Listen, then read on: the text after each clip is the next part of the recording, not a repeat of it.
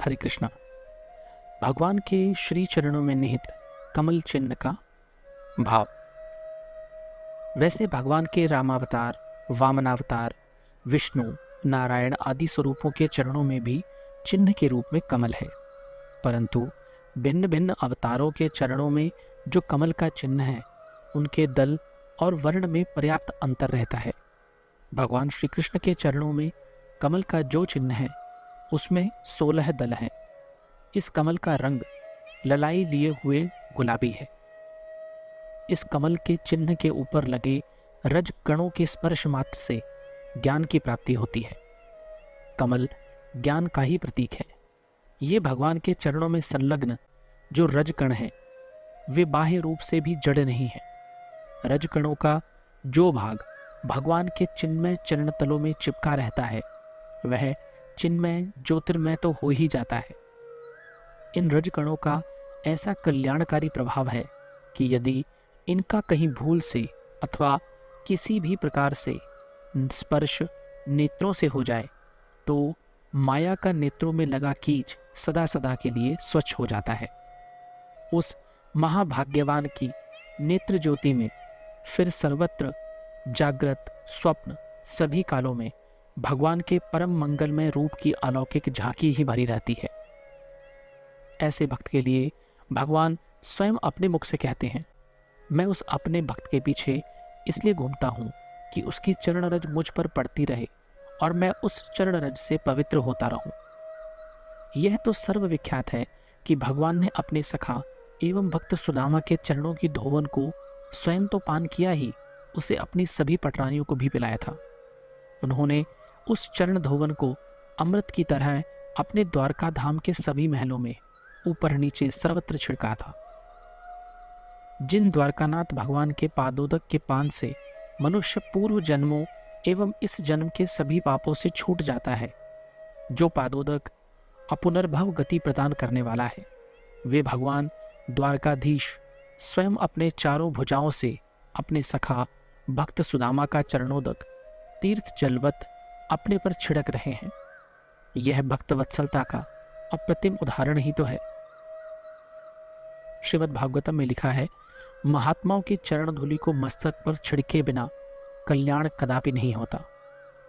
कमल के साथ तो भगवान का बहुत ही निकट का संबंध है। भगवान के नाभि, मुख, चरण, कर, नेत्रादि मुख्य अंगों को कमल की उपमा दी जाती है। भगवान के नाभि कमल से जगत सृष्टा ब्रह्मा जी की उत्पत्ति होती है। भगवान के अंगों से पद्मगंध अनवरत प्रसरित होती रहती है। पद्मजा लक्ष्मी भगवान की पत्नी है। यह कमल का चिन्ह भगवान की एड़ी के ऊपर के भाग में स्थित है।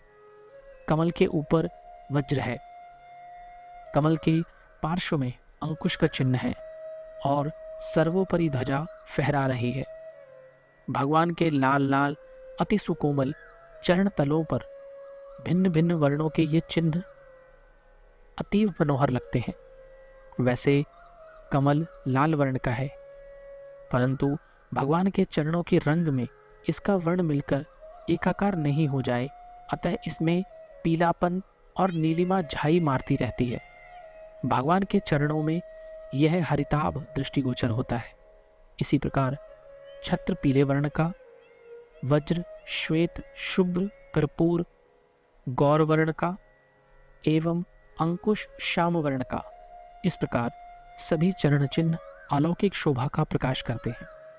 ये सभी जब किसी महाभाग्यवान भक्त के नेत्रों के सम्मुख प्रकट होते हैं तो इन सभी की आभा एक साथ मिलकर अलौकिक वर्ण की हो उठती है।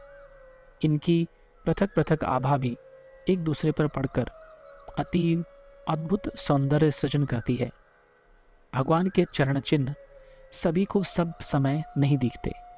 जब भी इनकी कृपा होती है तभी इनके दर्शन होते हैं, परंतु जब भी ये दृष्टिपथ में आते हैं तब इनकी शोभा ऐसी निर्मल प्रकाश युक्त एवं असीम सुंदर होती है कि उसका वर्णन किया जाना सर्वथा असंभव है। भगवान के चरणों में इन चरण चिन्हों के बीचों बीच ठीक मध्य में व्याध ने बाण मारा था। इसका अर्थ यही है कि भगवान के साथ ही इस धरा से ज्ञान, अर्थात कमल, आसुरी शक्तियों का दमन अर्थात अंकुश, धर्म एवं संतों का अनुशासन अर्थात छत्र, एवं सत शक्तियों की विजय पताका अर्थात ध्वजा, ये सभी व्याध द्वारा विनष्ट कर दिए गए।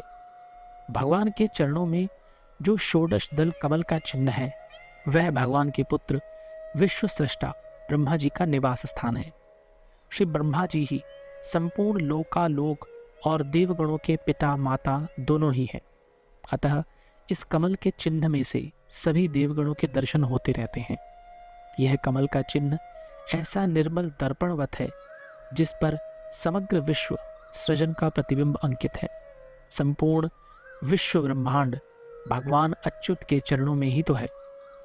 जैसे कमल पंख अर्थात कीचड़ में उत्पन्न होता हुआ भी उसके संस्पर्श से सर्वथा विवर्जित, निर्मल, असंग, ऊपर उठा हुआ रहता है, वैसे ही भगवान के चरणों में इस त्रिगुणमयी मल विक्षेप आदि दोषों से युक्त सृष्टि के होने पर भी भगवान सर्वथा इससे असंग, निर्लेप, पृथक हैं।